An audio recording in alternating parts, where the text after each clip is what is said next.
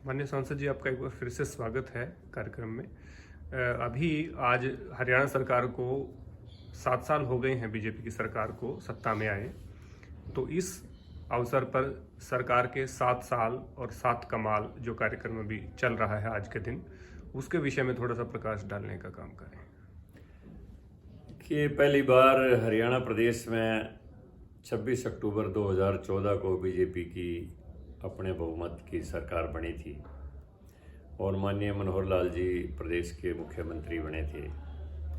उसको आज 27 अक्टूबर को 7 वर्ष पूरे हो गए हैं और हमारे संगठन की तरफ से एक अभियान चला है कि 7 वर्ष में 7 ऐसे क्या कमाल किए हैं सरकार ने जो कि अद्भुत हैं, जो पहले कभी काम नहीं हुए और जो हो जाने चाहिए थे स्वतंत्रता के बाद। लेकिन केवल 7 नहीं, मैं ऐसे सैकड़ों ऐसी बातें कह सकता हूँ जो सरकार ने एक नायाब बातें की हैं। और 7 तो बहुत छोटी सी चीज़ है। जहाँ तक मैं बात करूँ 7 कमालों की, आज के समय में ईमानदारी पूर्वक नौकरी मिल जाना, मेरिट के हिसाब से नौकरी मिल जाना, ये एक कमाल ही माना जा सकता है। कोई सोच नहीं सकता कि आज के युग में बिना पैसे के, बिना सिफारिश के कोई सरकारी छोटे से छोटी और बड़े से बड़ी भी कोई नौकरी किसी प्रदेश सरकार में मिल सकती है। हरियाणा प्रदेश में पहली बार ऐसा हुआ जिस समय मनोहर लाल मुख्यमंत्री बने और पार्टी ने यह संकल्प लिया कि आगे से हम योग्यता के आधार पर तमाम नौकरियां देंगे और पारदर्शिता के हिसाब से, मेरिट के हिसाब से नौकरियां देंगे और सभी वर्गों को उनका पूरा हक देंगे। ये हरियाणा प्रदेश में मनोहर लाल जी के आने के बाद सरकार ने संकल्प लिया और आज हमें गर्व होता है। मैं अभी इलाहाबाद चुनाव से आया हूँ। कभी इलाहाबाद में भारतीय जनता पार्टी का कोई प्रत्याशी चुनाव नहीं जीत पाया, लेकिन आज जब हम चुनाव प्रचार में जाते हैं तो हमें गर्व होता है अपनी सरकार के ऊपर। लोग कहते हैं कि जी हमने तो कभी बीजेपी को वोट नहीं दिया था पहले, लेकिन अब हम पूरे जोर के साथ बीजेपी के समर्थन में हैं और उसको वोट भी देंगे, सपोर्ट भी करेंगे, लोगों को भी कहेंगे। क्यों कहेंगे? तो उनका एक ही उत्तर होता है कि जी हमारे गांव में 60 लड़के ऐसे लग गए जो बिल्कुल गरीब घरों के हैं। कोई सोच नहीं सकते थे वो गरीब व्यक्ति कि उनके घर में भी कोई सरकारी नौकरी मिल जाएगी। और वो सरकारी नौकरी भी छोटी मोटी नहीं, क्लास 1 की नौकरियां पारदर्शिता के हिसाब से गांव के लोग जब बताते हैं कि हमारे लड़के मिल गए, लग गए बिना किसी सिफारिश के, बिना किसी पैसे के, तो एक अचंभा सा होता है उन लोगों को भी। और हमें ये बात सुन के खुशी होती है कि हमारी सरकार की ये प्रदेश को बहुत बड़ी देन है और बहुत बड़ी शुरुआत है आज के युग में, जब चहुं और भ्रष्टाचार का बोलबाला है। तो मोदी जी के आने के बाद, मनोहर लाल जी के आने के बाद देश में एक पारदर्शिता तरीके से नौकरियां का जो शुरुआत हुई है, ये पहला कमाल जिसको और प्रदेशों ने भी फॉलो किया है, इसका अनुकरण किया है और प्रदेशों ने भी। मैं उत्तर प्रदेश के अभी दौरे के ऊपर गया था, वहाँ भी ये चर्चा थी कि योगी सरकार ने मनोहर लाल सरकार के इस काम को फॉलो किया है और वहाँ भी योग्यता के आधार पर नौकरियाँ दी जाने लगी हैं।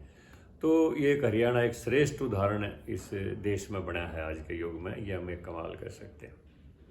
दूसरी बात, कितनी ही चीज़ें ऐसी थी। ट्रांसफ़र भी एक उद्योग था प्रदेश में।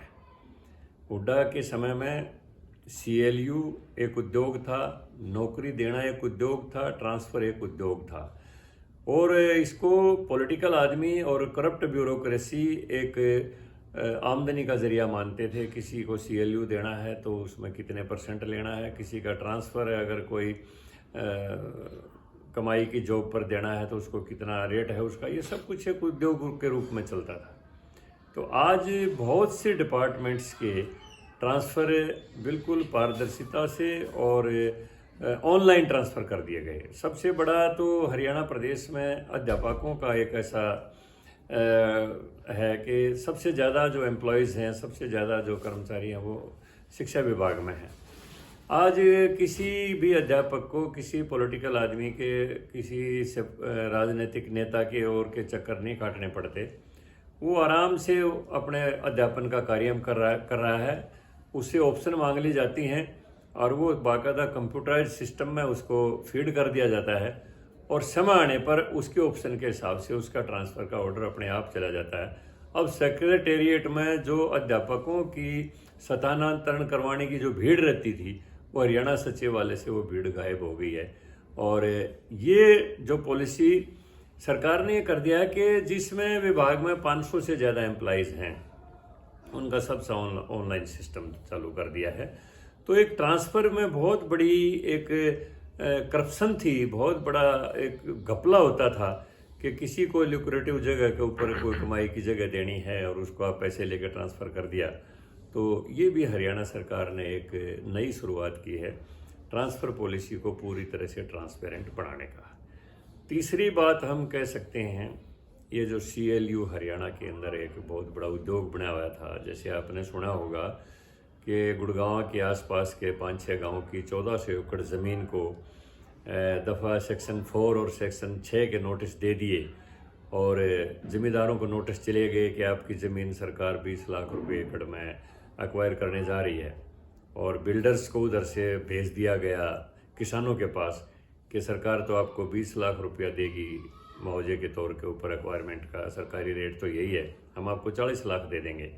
और किसानों ने डर के मारे बिल्डर्स से सौदे कर लिए, बिल्डर्स को अपनी ज़मीन देनी कर ली, एग्रीमेंट हो गए। उसके बाद वो सेक्शन 4 भी ख़त्म हो गया, सेक्शन 6 भी ख़त्म हो गया और किसानों की वो ज़मीन औने पौने भाव पर बिल्डरों के हाथों लुटवा के उसका CLU दे दिया गया, उसके ऊपर कॉलोनाइजेशन का सर्टिफिकेट दे दिया, उसको लाइसेंस दे दिया।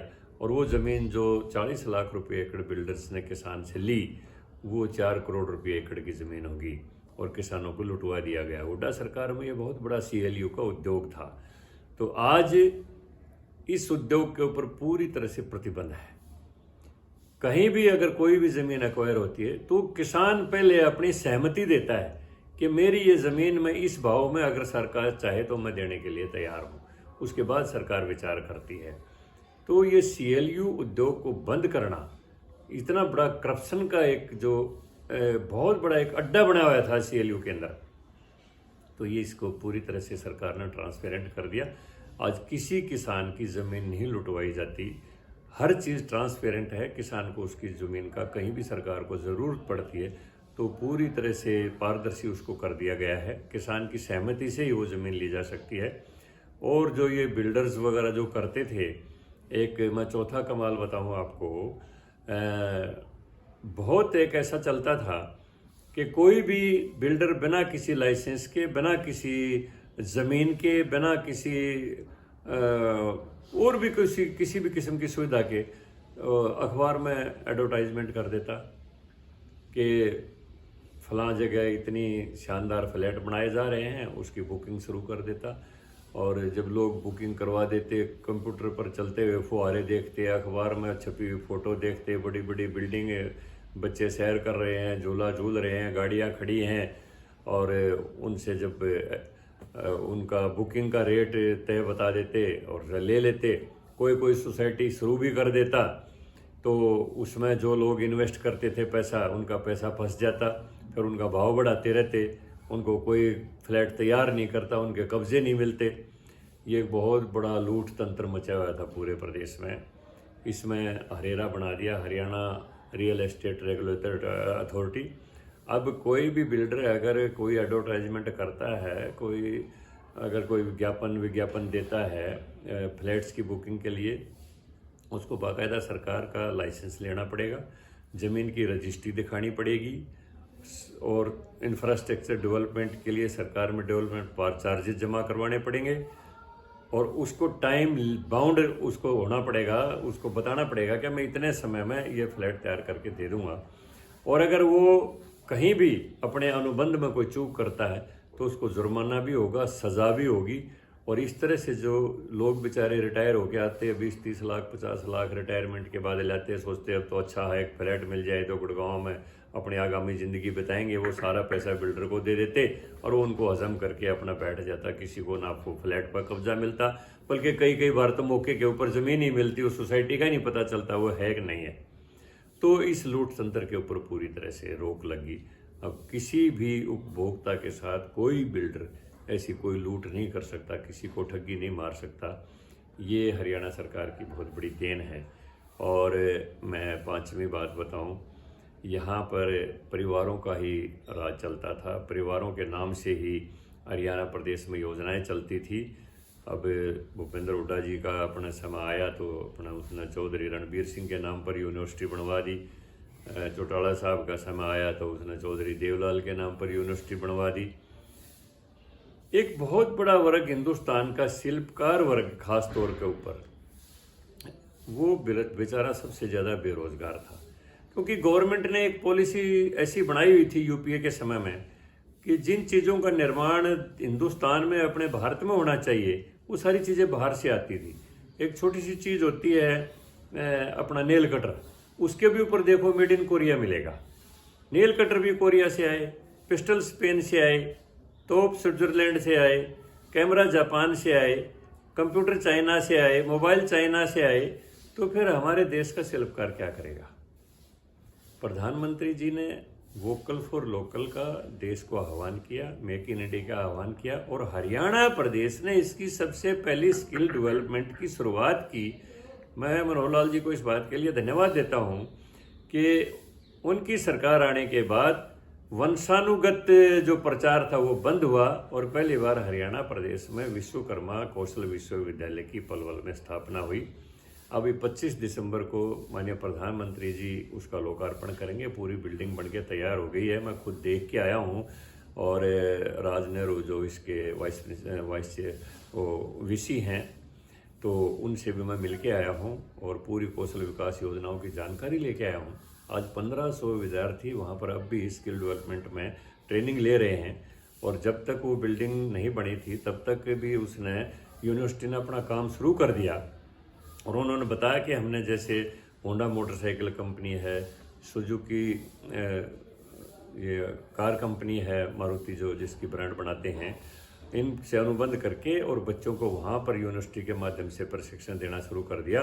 और यहाँ तक के मैट्रिक पास और +2 तक के बच्चों को भी स्किल डेवलपमेंट में यूनिवर्सिटी के माध्यम से उनकी ट्रेनिंग करवाई जा रही है। क्योंकि हिंदुस्तान में युवा शक्ति की कोई कमी नहीं है, बजाय कि उनके हाथों को कोई हुनर दे दिया जाए तो पूरे विश्व के ऊपर वो राज कर सकते हैं। ये बहुत बड़ी अचीवमेंट सरकार ने जो है 5वीं अचीवमेंट मैं बता रहा हूँ ये कर दी गई है।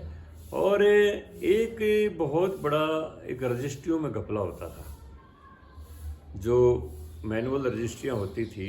मैं ऐसे ऐसे उदाहरण दे सकता हूँ, जैसे ही किसी तहसीलदार का ट्रांसफ़र हुआ तो वो पहली रात को ही रजिस्ट्रियाँ करके चला जाता था अपना लेके अपना कमीशन, और करोड़ों करोड़ों का बिल्डर्स का एक वो इसका प्रॉपर्टी डीलर्स का इसमें घपला होता था। आज रजिस्ट्री का ऑनलाइन सिस्टम है, म्यूटेशन का इंतकाल का ऑनलाइन सिस्टम है, उसकी जवाबदेही है, और ज़मीन का सारा रेवेन्यू रिकॉर्ड जो है ना उसको कंप्यूटराइज कर दिया गया है। अब लोगों को तहसील के चक्कर नहीं काटने पड़ते, पटवारी के से अपनी कोई ज़मीन की फ़र्द लेने के लिए उसके चक्कर नहीं काटने पड़ते, उसको रिश्वत नहीं देनी पड़ती। आप अपनी क्लिक करके अपने टेलीफोन के माध्यम से भी अपनी ज़मीन की रजिस्ट्री आप वहीं पर कॉपी निकाल सकते हैं। इतना ट्रांसपेरेंट, वरना तो मामूली फ़र्द लेने के लिए भी पटवारी के चक्कर काटते रहो और वो पैसे के बगैर किसी को देता नहीं था। तो ये रेवेन्यू रिकॉर्ड को जो ऑनलाइन किया है, पूरा का पूरा कंप्यूटराइज्ड किया है, ये छठा कमाल मैं आपको बता दूं हरियाणा प्रदेश में। और कितने बताऊं, 7 ही कमाल की बात करें तो सैकड़ों कमाल बताए जा सकते हैं।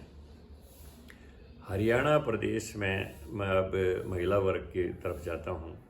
प्रधानमंत्री ने यह आह्वान किया बेटी बचाओ बेटी पढ़ाओ अभियान।